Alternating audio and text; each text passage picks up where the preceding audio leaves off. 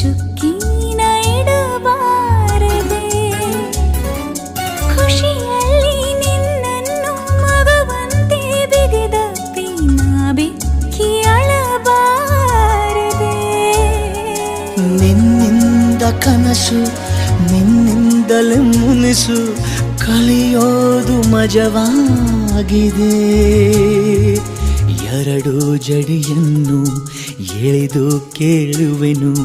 ನೀ ಸ್ವಲ್ಪ ನಿಲ್ಲಬಾರದೆ ಎರಡು ನೆರಳೇಕೆ ನಾವಿಬ್ಬರು ಒಂದೇ ಬಳಿ ನೀನು ಬರಬಾರದೆ ನೀ ದೂರ ನಿಂತಾಗ ಬಾಯಂದು ನಾನಿನ್ನ ಕೂಗೋದೆ ಚಟವಲ್ಲವೇ